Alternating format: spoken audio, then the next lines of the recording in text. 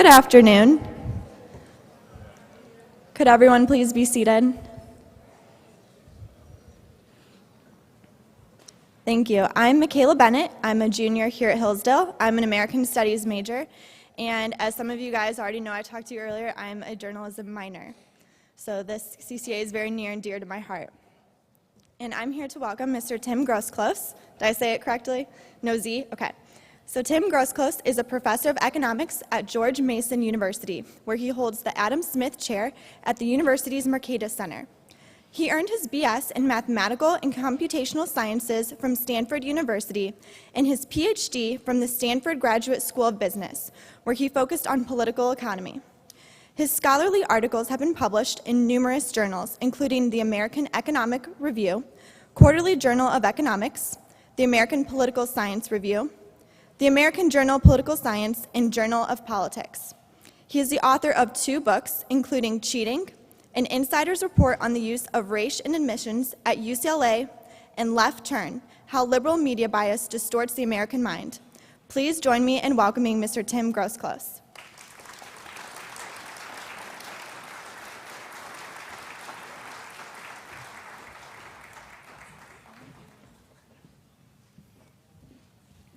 Well, thank you, Michaela, and thank you very much for welcoming me to Hillsdale. This is my first time here, but there's been a warm spot in my heart for Hillsdale for several years now, and I've been wanting to come, and I'm so pleased finally to be here. My talk today is going to be a little bit different from the other talks that you've seen. In fact, mine is more like a lecture by a college professor, which I am, but instead of a genuine speech. I'm going to use PowerPoint, and I've got to warn you, there's going to be an equation or two. And so Matt Bell, one of the organizers, asked me last night, said, do you need anything for your talk? And I said, well, maybe coffee for the audience. He said, no, Matt, I'm not joking. And there really is. I will not be offended if any of you need coffee. I will be offended if you don't come back, but I think I have some important stuff, and if you do get bored, just get coffee, come back, okay? Because this stuff I believe that I'm talking about is very important. Okay, one other quick personal disclosure. Just a few months ago, I turned 50. Another personal disclosure, 7 months ago, I left UCLA. I was a professor at UCLA where I was in the political science department, and I moved to the economics department at George Mason. As I sometimes joke, for my midlife crisis, I became an economist. Thank you. So let me say why that's relevant. All the research for this book I did when I was a political scientist, okay, before my midlife crisis. While I was a political scientist, and now, I believe that political science really can be a science, that we can do things like test hypotheses, we can measure things, and that's what I try to do in this book. That's in particular, I try to measure, for instance, the political views of voters, politicians. I try to come up with a number, that says that the actual slant of different media outlets. And then the third thing I do in this book is try to measure the effects of the bias. Now, John Miller asked me to come here and talk about the effects of media. Usually when I give this talk, I concentrate on the first 2 questions. For today, I'm going to concentrate on this third. So I'm going to just fly through these first 2 questions, but give a quick summary. Okay, darn. Goals of the book. Oh, yeah, let me explain this. And the other thing that once we answer these questions, and with a few, I think, reasonable assumptions and a very simple mathematical model, we can answer some counterfactual questions. And the main one I want to answer is, how would America think and vote if it weren't for the media bias? If we could magically get rid of it, what would happen? And I'm going to give away the punchline. The answer is approximately like Texas. Okay, so that's where I'm going. Okay. By the way, let me also say that same question, the same answer corresponds to the question, what if we could get rid of the effects? And that is, what if we could make everyone aware of the bias and make everyone discount it rationally, in the sense that economists use the term? And the answer is, again, America would look like Texas, okay? That's according to my results, at least. Okay, part one, political quotients, how do we measure political views? Now, this is actually fairly easy. All you need is a survey, and I've given all of you, I call it homework. I think everyone should have a little page on you. So it's 10 questions. You can compute your own political quotient. I encourage everyone to do that. This political quotient, all of these questions are based on roll call votes. So the beauty of that is that I have the answers that politicians would give to these questions. And so I can compute the political quotient of different politicians. So once you get your score, you can compare yourself, how you compare to these different politicians. On the scale, by the way, the political quotient basically says how liberal you are. High scores mean more liberal. A 0 is pretty conservative, something like a Michelle Bachmann or Jim DeMint. A 100 is something like a Nancy Pelosi. There's some technical reasons you can actually score higher than that. Some of you may remember the Grenada invasion, where we found these minutes from this group of Marxists, their meeting that they had, and they were talking about Congressman Ron Dellums, the representative from Berkeley.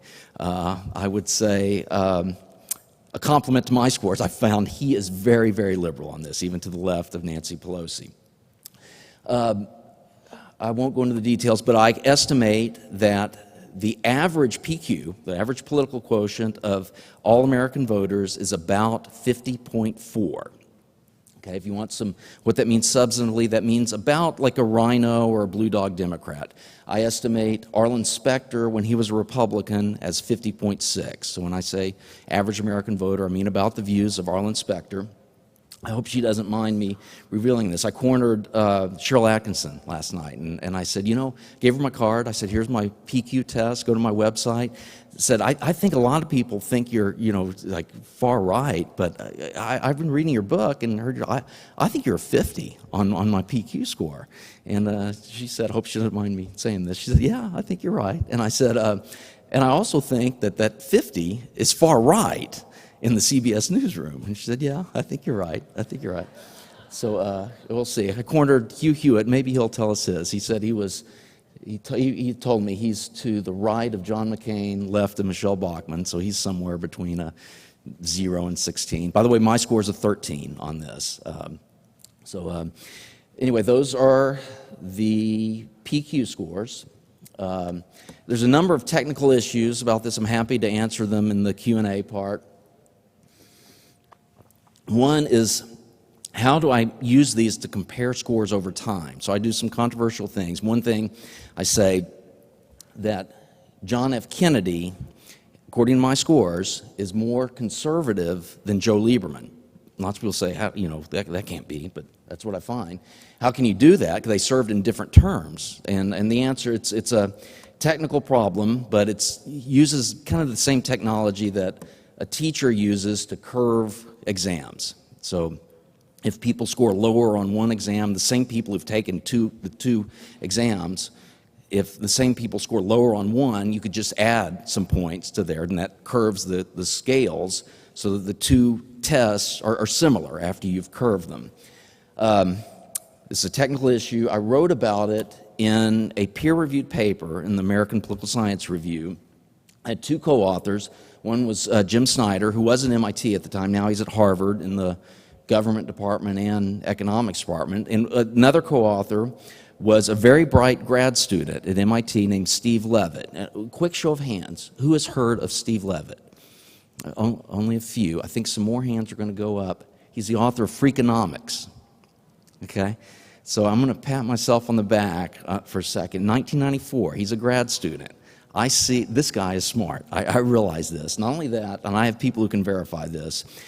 A few months after meeting him, I said, Steve's going to win a Nobel Prize someday. I know I'm going to be right, by the way. And by the way, I verified this with Steve. I was the first person ever to predict that. Not even his parents were predicting he would win a Nobel Prize.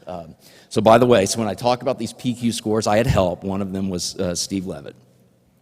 Okay, so that is measuring political views. Let's talk about now measuring the slant of the media.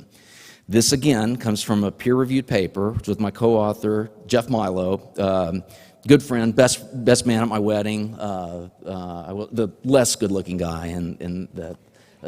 We published a paper in the Quarterly Journal of Economics coming up with what I now call slant quotients. It's just a number to say how liberal or conservative is the media outlet. Okay, so that paper, it's on my website if anyone wants to read it. It's 48 pages long. I'd encourage you, only read one page. There's this figure 2, okay, and I'm going to try to give the quick version of what we do in that paper. And the key thing is we come up with what I now call slant quotients. Okay, we've talked about political quotients, now I'm going to talk about slant quotients. So here's an example. So if you look at, on the right, I'm going to do the third one down. So New York Times. Follow the arrow down. It's probably hard to see for a lot of you. Follow it down. You see a tick mark, and it's right by Joe Lieberman's name. So what that means is that our method found that the average New York Times article sounds about like a Joe Lieberman speech. Okay? So more specific, the way we did that is we had a sample of think tanks, about 200 think tanks. We have a statistical method that finds that the New York Times, when it cites these think tanks, it picks a mix of left-wing versus right-wing versus centrist think tanks, about the same that Joe Lieberman picks about the same mix that Joe Lieberman picks when he makes speeches on the Senate floor. Okay, so we find a New York Times article, the average New York Times article sounds about like the average Joe Lieberman speech. So then our method just says, what's Joe Lieberman's PQ? What's his political quotient? And we find by his vote score ratings, it's a 75. So our method assigns a 75 as the slant quotient of the New York Times. Okay? So we do this for 20 news outlets. We post them on that. There's a curious result. Well, let me go over some of the results. One, lots of people ask, Wall Street Journal, it turns out the most liberal by our method. Please ask me in the Q&A about what happened there. The quick answer is that it doesn't include op-eds. Even then, it still seems a little high, and I have reasons why I think that happened. Another result, though, is that we looked at 20 news outlets. You probably can't see all the names of all these. Turns out 18 of the 20, I think, would be called mainstream media outlets. 2 would be called, people I think would call conservative outlets, Washington Times and Special Report turns out with Brit Hume. I did this when Brit Hume was still the anchor. 18 out of the 20, all the mainstream news outlets were left of center. They had a slant quotient above 50, okay? They ranged basically from about 60 to 80 or so. Only 2 were right of center, and even those 2 weren't far right. For instance, Special Report is only about a 40 on there. So we found that Special Report sounds about like a Rhino speech, about like a Susan Collins or Olympia Snow speech. Washington Times was just a teeny bit more conservative. It also was almost like a Rhino speech, although definitely right of center. Okay, so that's the main results on that. I should maybe also say, even though we find all the mainstream media to the left of center, they're not really far left of center. Well, for instance, the average Democrat has a PQ of 85. We find that the slant quotient for none of them is above 85. So about all the mainstream media is between 50 and 85, but definitely a little bit to the left of center. One other thing, I'll come back to this graph. In my book, I try to estimate what I think is the average slant quotient of the entire U.S. media. Once you factor in talk radio, internet, everything, cable news, and I get about 58.5. I get 8 points to the left of center. By the way, SQs and PQs, high numbers are liberal, so unfortunately on this graph, liberal is on the right of this. But anyway, 58.5, it's about 8 points higher than 50.4, so I find the media's biased about 8 points to the left of center. Okay, next, what I really want to talk about, measuring the effects of the media bias. Okay, so I want to talk about the effects and talk about some of my estimates of this, but first I want to talk something about what I call endogeneity problems. It's a notion from econometrics, very important notion, and its endogeneity problems are pandemic in social science problems, and especially with trying to estimate the media effects. Okay, here is the equation. I'm going to skip it. Okay, all I want to say, though, is if there are any students in here, I think that's very important in your college education to learn what an endogeneity problem is. Take an econometrics class. That's where you learn that. I think that's very important to learn. Okay, I'm not going to give the full version of what an endogeneity problem is. That takes about a year, actually, to do it justice. In my book, I have about 6 pages on it. I think if you want a 20 to 30 or 40-minute good summary, I think my book may be the best on that. I'm going to give about a 5-minute summary of what an endogeneity problem is. I'm going to do it with an example, with an anecdote. And here's how the anecdote goes. During the 1950s, I think just about everyone would agree, the LA Times was right of center. Okay, it turns out it had a publisher, owner, who was definitely conservative, but at some point it started going more and more left. It probably happened mainly in the mid-1960s. The owner transferred it to a son who had an education at Stanford University. As I can tell, there's tons of left-wingers in there, so it's probably no surprise he moved a little bit left. And then by 2015, today, I think it's very, not super far left, but definitely left of center. By my estimate, its slant quotient has shifted about 40 points from about the 1950s. Okay. Now, if you look at that time, 1950s to now, you find that the PQ of the average LA voter has moved. LA County may have even leaned right in the 1950s, and now it definitely leans left, votes about 75-25 for the Democrat in a presidential election. So by my estimate, its PQ of the average LA County voter moved about 50 points leftward. The natural conclusion is say, well, the Times, it's the main news outlet in LA. It looks like the Times moved everyone left. This is all because of the media effects.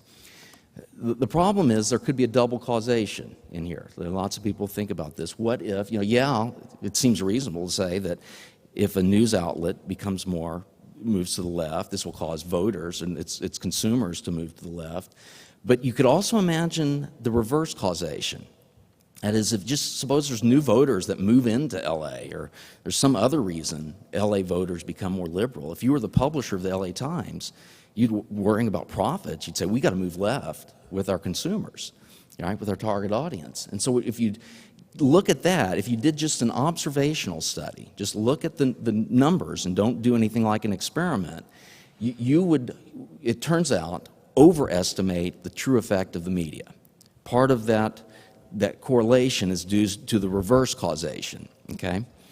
So that's key. Whenever there's something like an endogeneity problem, something like a double causation problem, the correlations are going to give you a biased estimate. In this case, it's going to cause you to overestimate the effect. Now, in other cases, it will cause you to underestimate the effect, and often we can use theoretical reasoning to try to figure out which way the bias should go.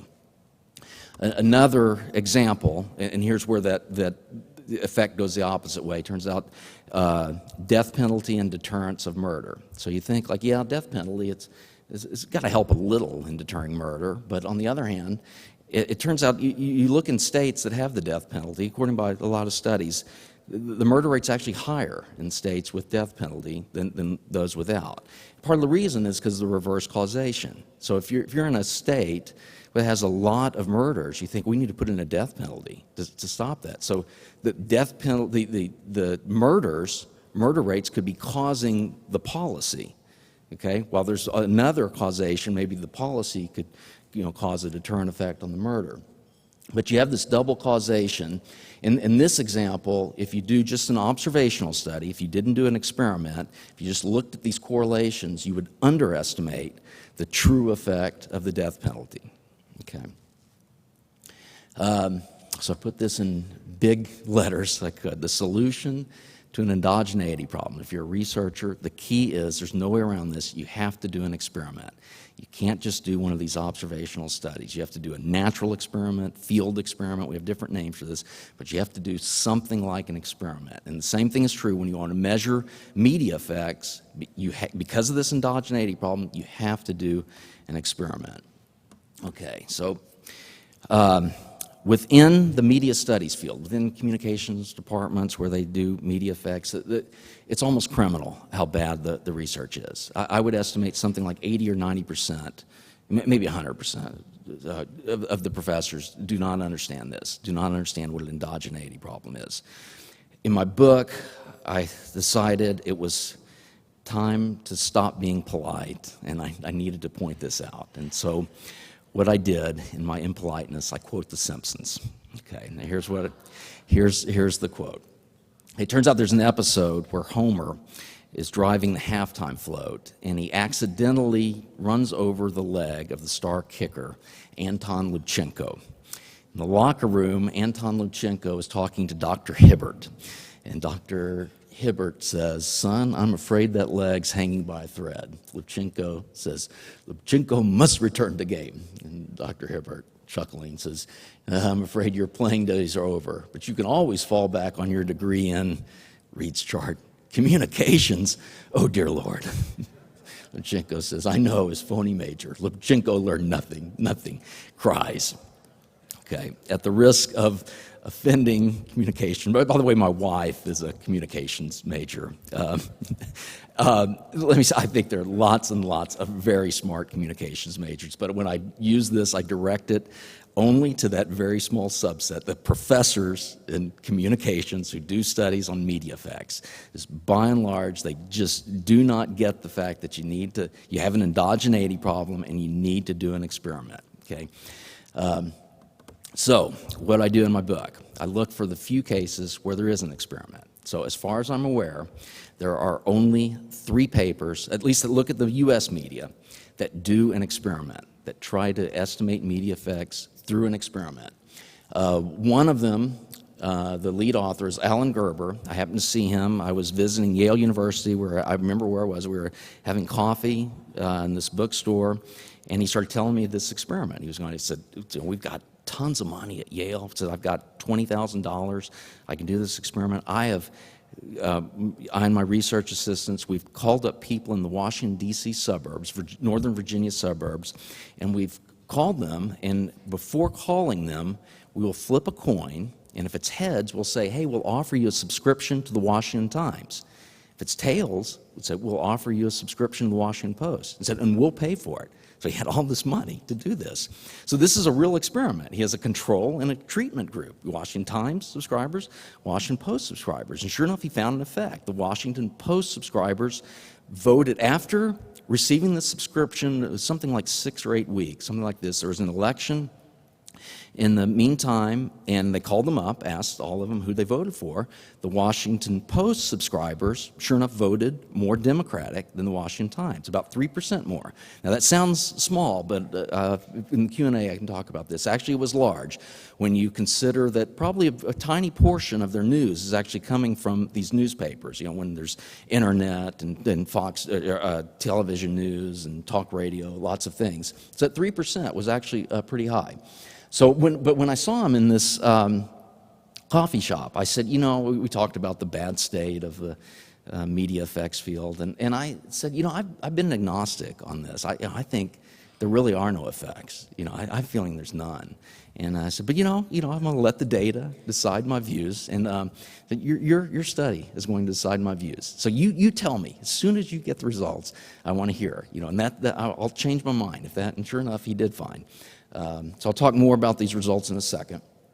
Okay, but the key is, remember, you got to do an experiment. So here are some estimates about the effect of the media. Okay, once again, here may be the point to get coffee again. I'm going to talk about a definition that's a bit of a mathematical concept, and I'll apologize if it gets a little boring. So I want to define something that I call the media lambda. And the media lambda It's a number between 0 and 1, and it says to what degree can the media influence our views. If it's 0, it means they can't at all. If it's 1, it means they're all-powerful. Like every other effect is nothing. The media completely determines our view. To give away the punchline, I find it about 0.7. I found the media has about, of all the factors that can affect our views, our parents, our DNA, our old college professors, 70% of those factors are the media. I find a very high number. In fact, it says that I may have gone into the wrong business. If I want to influence young minds, say I'm a professor, what I should have done is been a journalist. But if my media lambda estimate is right, then that means I went into the wrong profession. Okay, here's how I define it. I said what it is for every unit change in the slant, that is the SQ of the media, you look to see how much a voter's PQ moves. What fraction of that slant, that fraction is the media lambda. So for instance, if you could do an experiment, make the media be 10 points more liberal, and then you say how, and if the media lambda predicts that the voters, let's say if the SQ moves 10 points and the media lambda says the PQ will move lambda times 10 points, okay? So if it's 0.7, it says it would move 7 points to the left. Similarly, if the media moves 20 points to the right, the media lambda, with my estimate, says that voter would move 0.7 times 20, or 14 points to the right, okay? So that's what that media lambda means. Anyone who's familiar with math, you may notice that I have a linearity assumption involved with that. I won't discuss what that means. I'm happy to in the Q&A, but we could graph it like that. That also means if you want to measure the media lambda, here's what you do. You have to do an experiment where you change the slant of the media that a voter receives, and then you observe how much his political quotient changes. You just divide the second by the first, and that is your estimate of lambda, okay? And that's what I do in my book. By the way, for that LA Times example, if you remember the numbers I said I think it was about 50 was the change in the PQ, about 40 was the change in the SQ. That would give you an estimate of 1.25 as this media lambda. There's theoretical reasons to say that really that number can't be, but has to be between 0 and 1. It can't be greater than 1, so that 1.25 has got to be wrong. And we talked about the endogeneity problem would cause it to appear bigger than it really is, and that seems to be what happened. Okay, but here's what I do. So I take those 3 papers that do an experiment, and I say, let's look at the data. Let's use what they find, the change in the slant, look at the change in the political quotient. Let's get an estimate of the lambda. The 3 different papers give a different number, and it turns out they're kind of all over the place. In fact, that paper by Alan Gerber and his colleagues at Yale gets a 0.95. It's super high. And it has a huge standard of error on it. It turns out that you can't reject a media lambda of 0, nor can you reject a media lambda 1. The margin of error is greater than 1. The reason is because they only had something like 800, I think it's 1,200. They had something like 1,200 subjects in their sample. They should have had something like 120,000 to get tight bounds on this. Now, remember, they're paying for a newspaper subscription for every one of those subjects, so I fault them for not having 120,000. That was something like $20 a subscription, so you can do the math. That would have been a very, very expensive study. So to get a tight bound, it's going to be very, very hard. Okay.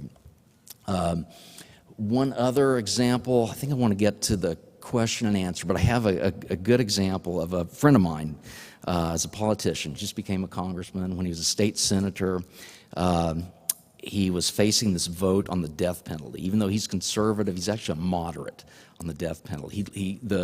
He was a state senator in Maryland. The state senate was thinking about having a moratorium on the death penalty for 2 years. He couldn't decide how he was going to vote. And so I knew him. I knew his brother really well, and I got his ear. I said, hey, why don't you do something? There's this problem. We don't know what the deterrent effects are on the death penalty.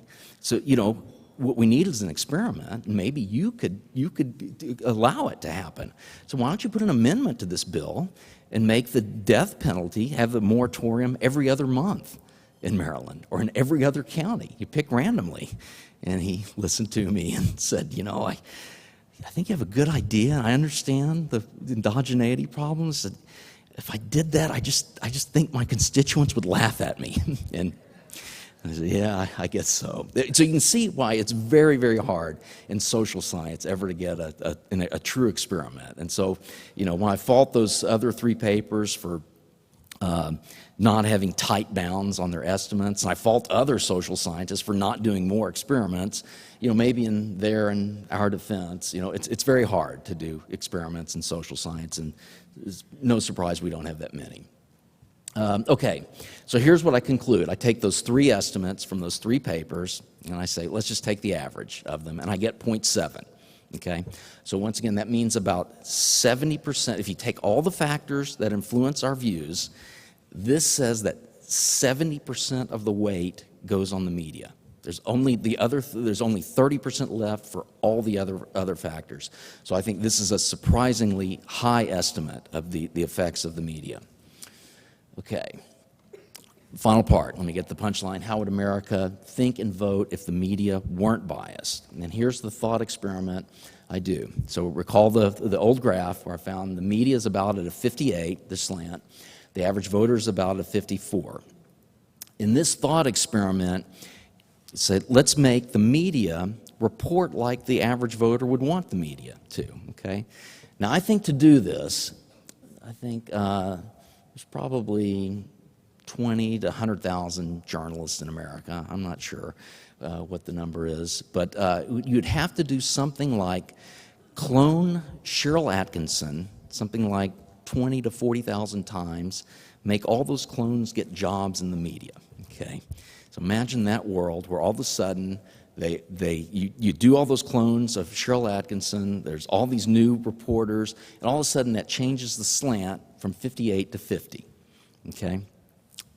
If that really happened, I think what would happen is the other journalists would rightly say, well, if we do that, we're going to cause voters to move right. If there's so many new Cheryl Atkinsons in the newsroom, the voter is not going to stay at 50.4. That voter is going to move right. Okay, and in fact, my results give a precise prediction of that. It says the voter, if we move the media slant 8 points to the right, we're going to move the PQ of the average voter 0.7 times those 8 points. That's about 5.5. So if we did that experiment, we would move the average voter to 44.7. And those journalists would be right. Yeah, the voter actually moved to the right, and that voter now thinks, at 44.7, doesn't think we're centrist anymore. That voter thinks centrist is 44 now. So if you keep doing this experiment, it's something like Zeno's paradox, but you keep repeating this, and you look for a stable point, a point where the media has finally caught up to where the voters' views are. It's a math problem, but you can estimate where would it be. And the answer is about 31.5. Okay. In my book, I made some assumptions to try to err against my own conclusions. So I think the true number would probably be a little bit smaller than 31.5, maybe 25 to 30, somewhere in there. Okay. So you may wonder, what does 25 to 30 mean? I can estimate the PQ of different states, different counties. I find that's about Texas. Okay. Texas has, the average voter has a PQ of about 27.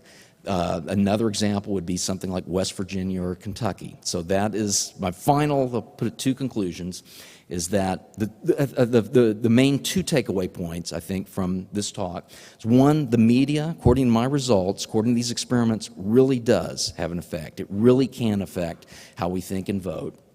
The other is that, according to my results, if it weren't for the bias, America would think and vote approximately like Texas rather than the way it currently does.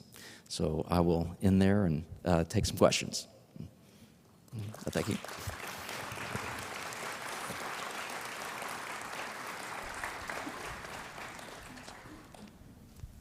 Oh, thank you.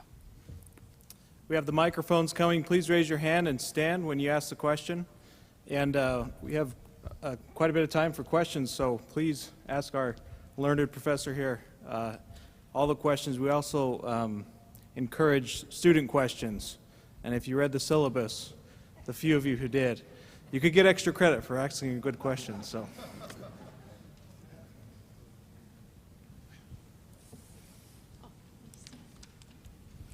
Thank you very much.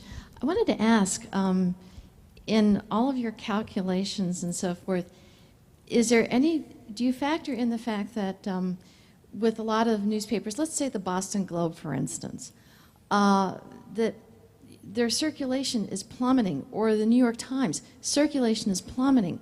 The network alphabet soup of news outlets, or some of the more left-wing cable outlets, they don't, for CNN, if it wasn't shown in hospitals or the airports, no one would watch it.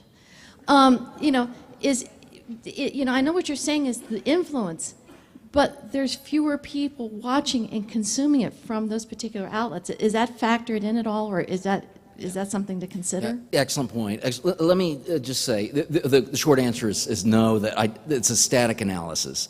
In my defense, it takes about a month, or something like 3 weeks, to actually get all the data for every one of those news outlets. And this took me something like 8 years to write this book. And so, I did those 20 news outlets, and some people say, well, why didn't you do this one? So, gosh, that would take so long. So I picked a particular point in time. It was kind of the early 2000s. So that's when all of these results hold for. So, of course, since that time, by the way, at the time, Fox News had about the same viewership as like CNN. It was during the late 90s, it was much less, and it passed them sometime in the early 2000s. And now it's something like 2.5, I think, times the viewership of CNN. So that would have changed things. Now, I didn't look at MSNBC, but if you remember, MSNBC during the early 2000s was actually kind of moderate. It did not have the Keith Olbermann. So in some ways, my estimates of the media slant would move more conservative because more people are watching Fox. But on the other hand, MSNBC didn't exist. At least the left-wing version didn't exist. So I'm not sure. I can speculate, on what it would be, but I think that's a good point. Yeah, definitely. You see the numbers at the definitely network news. It used to be they would get something like 15 million or more viewers. Now it's down to something like 7 million a night. So that's plummeting. So I think it would be pretty similar, but I don't know.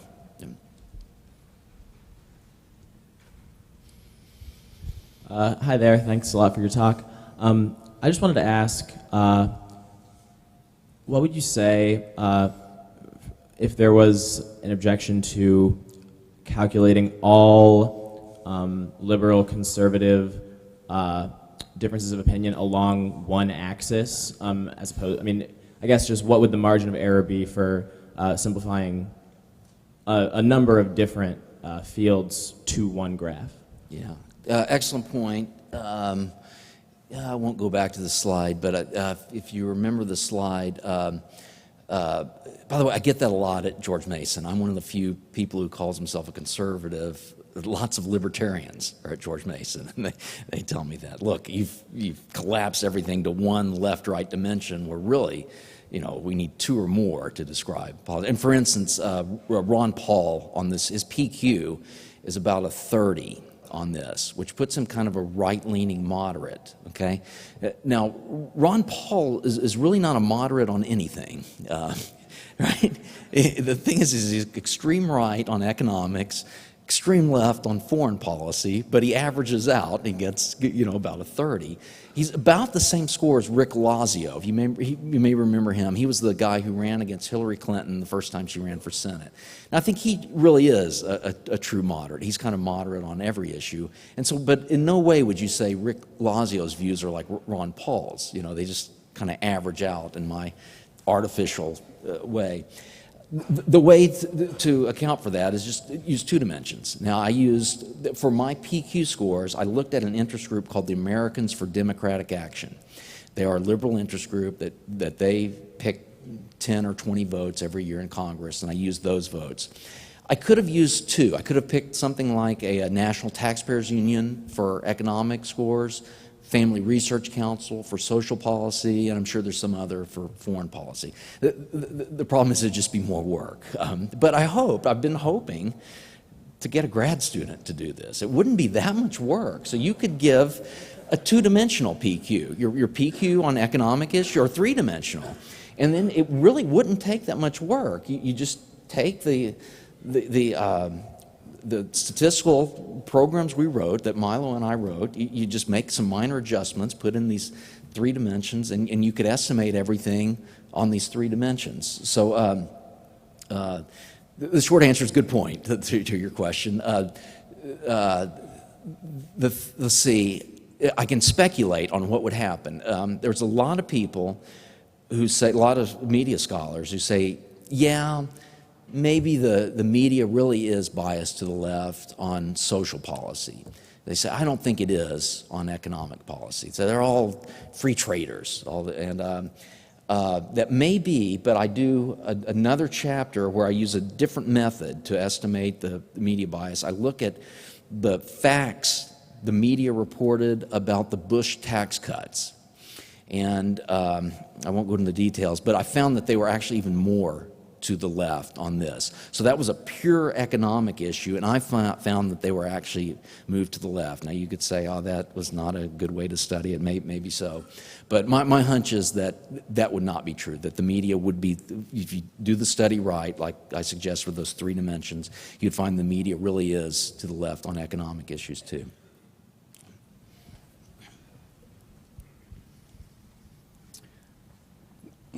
Dr. Groseclose, thank you for your talk. And two questions. One, I was wondering, what do you think the factors for West Virginia, Kentucky, and Texas to have that number of 30 or whatever it is? You know, why do they have that in other states like Minnesota, where I'm from? I don't know what Minnesota would be, but you know, why? What's the difference? And then secondly, I know this doesn't have anything to do with your talk right now, but your book about UCLA and the findings that you did and the fact that you were on staff there and faculty there, and how did that all come about? And maybe speak about that a little bit. About that book, or how the reaction? Just your writing that book and your findings and how that all came out and how you were received after that. Yeah. First, you know, I don't know about, you know, why these states change the way they do. In fact, I've looked at it before, and it's consistent with a random walk. I won't go through the math of what that means, but it's like it's hard to predict and so I really don't know. It's something in fact, I think it's worth the interesting. It didn't used to be that cities were all so liberal. The big cities are all very liberal. It didn't used to be that way, or, you know, not the same degree. And I think that is an interesting question that, as far as I know, no one's addressed it. And I think that's part of the reason why these states have changed. So the answer, short answer, I don't know to that. How did people react at UCLA? Let's see. So, man, I could talk hours on this.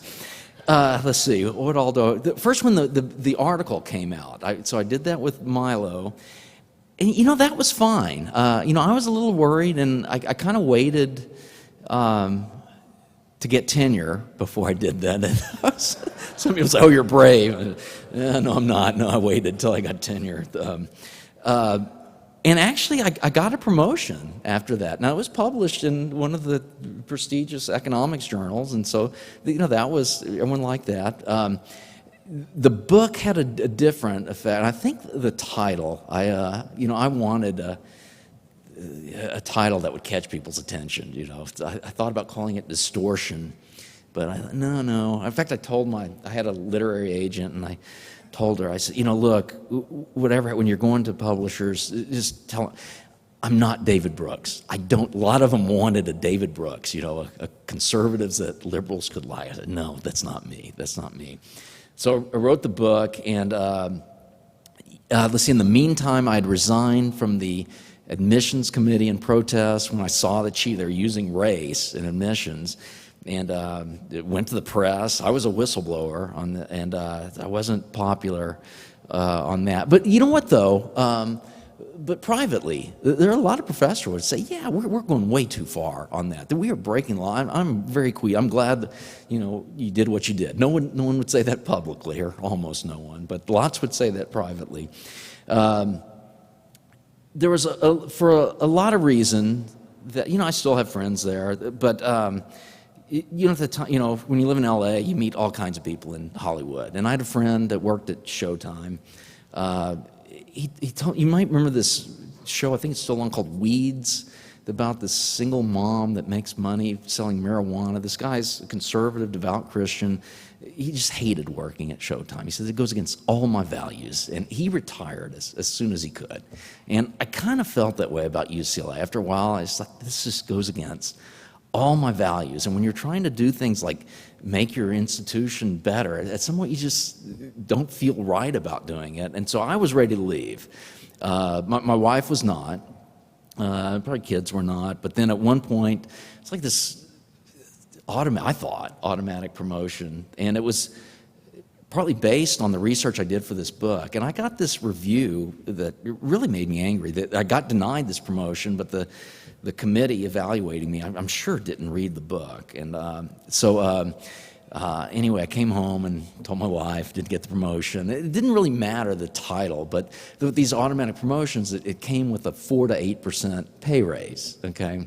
And so, as you know, academia, we have tenure, which means that you get some deadwood professors. And I would estimate at UCLA, something 5 to 20%. But there are some deadwood professors. But I remember I came home, told my wife about not getting the promotion. She was furious, and she said, "Well, you should become deadwood." Said if they're not going to give you, so that did it. And I think I want to say this. I don't think there was anyone in the upper administration. I don't think they were going to dare retaliate against me. There were whistleblower protection laws in California.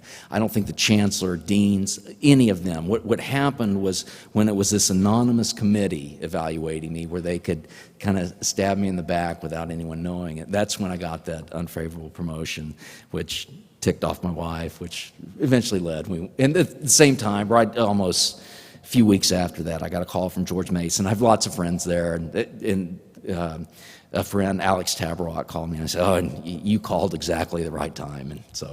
And pretty soon moved there.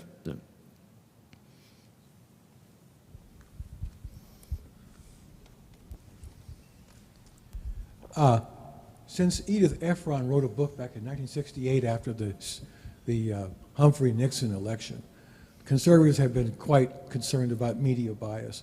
But year after year, it seems to make very little difference as far as the behavior of the media is concerned. In fact, speaking of David Brock, I read his book on the right-wing propaganda machine, or whatever you call that, and he said that the liberal journalists aren't really liberal. They're just being journalists. And the trouble with conservatives is they have a political bias. So for us, this is useful information that confirms our opinion of the media, but as a practical matter, what can it do to actually affect any change in the media?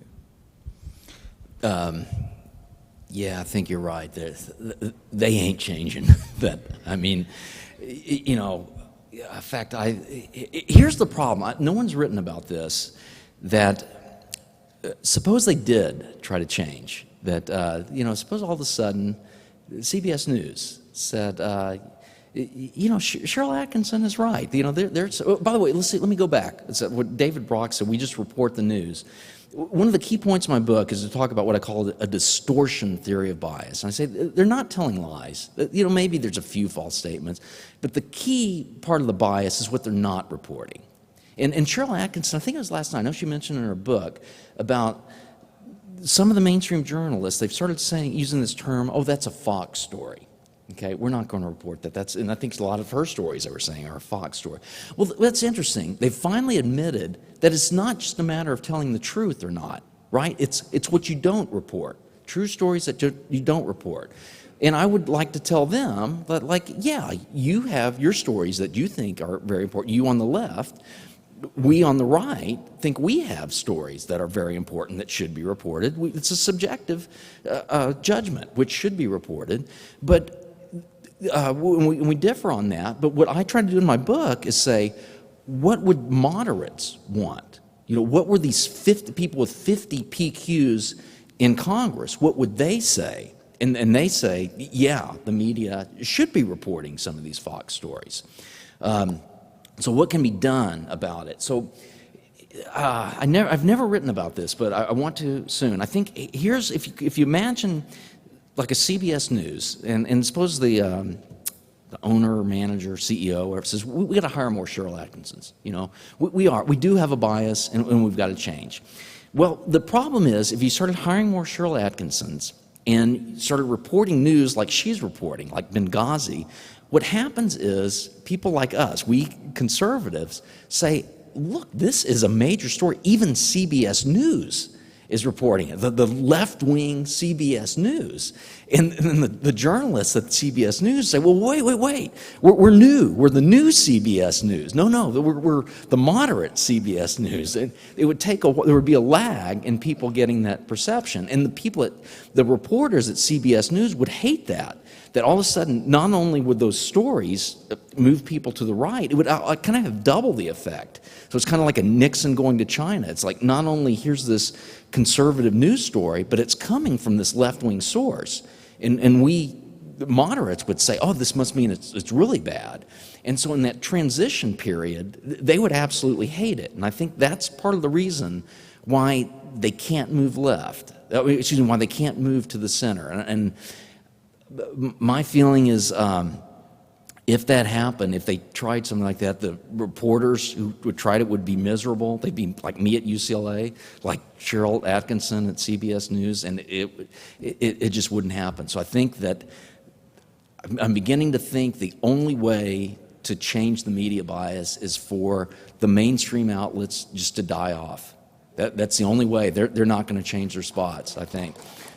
I think slowly that might happen. Although, let me also say, one thing I've noticed, if I can, this is another topic, but one reason there's a bias, I think, is because there's not enough conservative kids going into journalism. That I give talks at the National Journalism Center. It's a group that actually tries to get conservative kids to go into journalism, and even those kids who are there say, yeah, I'm not sure if I, so John Miller's program, if we could double it, that would be one way to help do this. We need more conservative kids going into journalism, and I think that would do wonders. We need to do that. I have one for you, right here. Last night when Cheryl said that about half of her emails came from people who felt the Democrats were on target, and the other half came from Republicans who felt like Obama was way off target. You know, I wondered, how can this be? But your talk today has shown me what's wrong. She's got a PQ of 50 and a liberal bias of 75, probably, or a media bias. So most of the people who send her emails, or many, are her fans. And they tend to cluster together, it seems to me. Yeah, you know, I would defend her, though. I don't know if she has a PQ of 50. I hope she will report it to me. That's just my speculation. And I haven't done a careful study of hers, but I actually think that during the Obama administration, her SQ, where she's been reporting the Benghazi and Fast and Furious. I mean, I would put her SQ a little bit right of center. Although I think that when Bush was president, she had an SQ left of center. I think she has been just kind of critical of whoever's in office. But I guess I have to plead guilty. Maybe I wasn't paying attention when she talked about her emails, but she thought she got a balance of emails. Well, yeah, you have to remember, though, that, you know, how many conservatives are watching CBS News, right? So there's probably a biased sample of where those emails would come from. This might piggyback on that last point. I was wondering, to your knowledge, have there been any of these studies on social media sites such as Twitter or Facebook, or even like the larger entertainment industry, you know, in a whole, and their effect on the younger generations? Yeah, good point. I don't know. Yeah, when I wrote my book, I'd barely even heard of Twitter. I love it now, but I'm not sure. And the media, I mean, excuse me, the entertainment. Yeah, I think that is a big source. Quick story: I was watching with my TV with my daughter, 13 years old, and she is forced to watch the news, C-SPAN even sometimes, because I have the remote. And one time, instead, we were watching Entertainment Tonight, and she said, "Wow, this news is interesting." This is, so people like and especially younger kids, and I have to admit, even when I was in college, I don't think I watched the news. I was not the news junkie I am today. So, and I have a feeling, this is just casual observation, but the entertainment news is probably going to be more left than even like CBS and NBC and ABC. So, but it would be worthy to do a study of that. I was just wondering, your lambda, when you found that, you just used 3 experiments. So I was wondering how much trust you have in that lambda value. And also, I'm an econ major here, and in some of our classes, we read a couple pieces by Paul Krugman. And in those pieces, Paul Krugman just attacks the media for just how little, just general economics education they have, and how very little they understand about it. Yeah. So I was wondering, how much do you think, if the media had some more basic knowledge of economics, how much would that affect the bias in the media? Excellent point. By the way, I think one of the most important top 100 pieces ever written on economics is a piece by Krugman. He has a piece, if you Google Krugman comparative advantage, that may be what you read. He talks about the lack of economic, he kind of agrees with Jonathan Gruber, but he talks about how few people understand the law of comparative advantage. By the way, I think to have an excellent undergrad education, you'd learn endogeneity problems, you might learn a symbolic logic class, a number of things, who Whittaker Chambers is, but another one would be, what is the law of comparative advantage? It's a tricky concept, and it's a very important one. That's, you know, exists since David Ricardo. But Krugman writes about this, and Krugman actually sounds like a conservative in this piece. He's talking about how few people understand it, and he says, especially journalists can. And he comes to the conclusion, he says, I think some people just don't have the mental firepower ever to get this. And he kind of says something like, especially journalists. He's very critical of them. And so, yeah, I think that if we could just have some more economics education, especially what an endogeneity problem is, I think it would. By the way, there's a whole sub-industry of these little studies saying how Fox News is fooling voters. They're saying how Fox News viewers are stupider than the average. All of those studies have an endogeneity problem. The other thing is they rig the questions. That's one problem. But another no one talks about is just that there's an endogeneity problem. But in most of those studies, here's another secret. There's something like 4 or 5 out there, the peer-reviewed studies that somehow can conclude that Fox News viewers are less informed than all the others. A well-kept secret is almost all those studies are not published in the top peer-reviewed journals. They're in like the 3rd or 4th tier, all of those. And I think because the really good social scientists understand the endogeneity problem, and they don't accept them at the top tiers. But meanwhile, they're published in these not-so-good journals, but the journalists pick these up. They love to talk about how Fox News viewers are not as informed as the rest. If those journalists could just learn what an endogeneity problem is, what a law of comparative advantage is, I think that would be very, very helpful. Let's see, the other question you asked about my confidence in the media lambda. Let me say, I don't have that much. I say 0.7. I don't even report a confidence interval. I think it would be huge if I could. I'm not exactly sure how to do the math to estimate a confidence interval, because given that it comes from 3 different studies. I'm pretty confident that 0.9 is probably too high, but I'm also confident that it's at least 0.3. It's, that's a big range, but I think it's definitely positive. The other thing, there are some other studies. There's a recent one that I can't remember where he's from, but he had this incredible. Remember how hard it is to do an experiment in social science.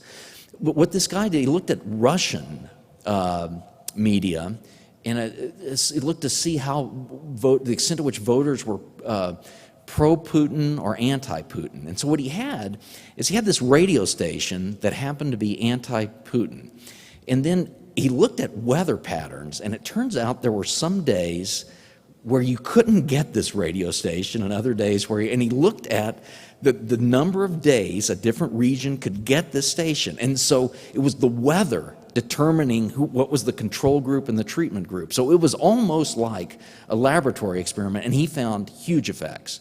It seemed that the weather, causing the radio station to be available or not, that caused a huge effect on whether you're pro-Putin or anti-Putin. So I think there's some more confirmation from other experiments that's saying that, yeah, it looks like this media lambda is pretty high. So I think it's making me think that, yeah, maybe it is even, I'm more confident that it's greater than 0.5, which means that, again, that the views we see are artificial, that really if the voters wouldn't have to face this media bias, that everyone would be a little bit more conservative. We actually have time for one more question, so we'll take it right over here, and then he'll be available for questions down here, and also be signing his newer book, Left Turn, over here after the speech. So one more question, and then we'll break. Thanks. As a Wall Street Journal reader, I'd like to ask you for some follow-up on your Wall Street Journal comments earlier in your talk, and also ask you if the report that on newspaper circulation from a year or two ago, which showed that the Wall Street Journal was the only major print publication with increasing readership, is still the case. Let's see. Yeah, let's see. I'm not as familiar with the readership. I did try to keep track of, every time you see a report, it's because their numbers are falling. It's almost every time. And I always try to calculate what would be the half-life, whatever, and I think it's something like 15 years, according to my calculations, that the revenue to any given newspaper, and I think it's also true for TV, about every 15 years it's going to half. I think that's going to happen. So in 45 years from now, it'll be like 1/8 of what it is. MSNBC is even more. My calculations, something like 20, I can't remember what it was. I think it was like 15 years, something like that. MSNBC's viewership is going to be 1/32 what it currently is. They've got to be worried in MSNBC. It is interesting, the Wall Street Journal, that if you read Cheryl Atkinson's book, she talks about all these are interesting stories. These are scoops she has.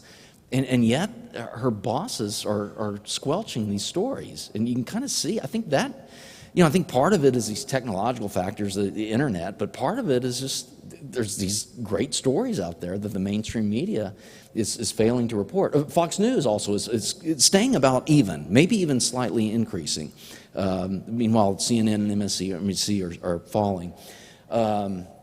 Wasn't aware Wall Street Journal is keeping the same number. What's interesting is you have to pay to get the Wall Street Journal. They're actually getting money. Now, why did I find the estimate I found? So, one, I found the Wall Street Journal is actually slightly more liberal than the New York Times. Okay, now that was a controversial finding. curious. I thought something may have been wrong with my method when I found it, even. Okay, but one, remember that it turns out I didn't discuss. I have three different sources of data, three different methods.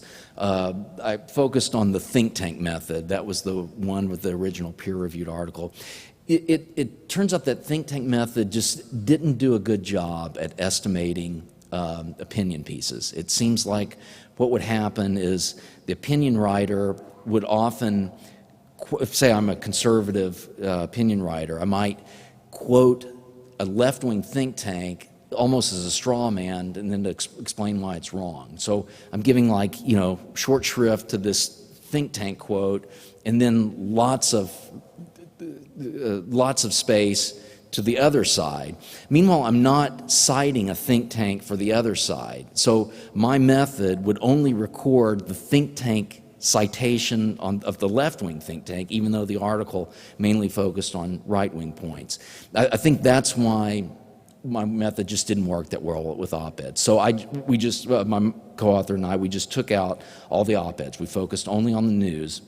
So what that result says that the news pages of the Wall Street Journal are actually to the left of most of the other mainstream news outlets. Now, even that was a surprise. Now, I should mention that the data came from early 2000s. I think it was 2002 and 2003 when that happened. There may have been something special about that. For some reason, the Wall Street Journal was not citing conservative think tanks or something. Instead, they were citing conservatives elsewhere. That could have been the problem with that. The other thing, remember, now it's owned by Rupert Murdoch. When I did my study, it was not. It was owned by the Dow Jones Corporation. I think it was mainly, I think the owners probably leaned left even.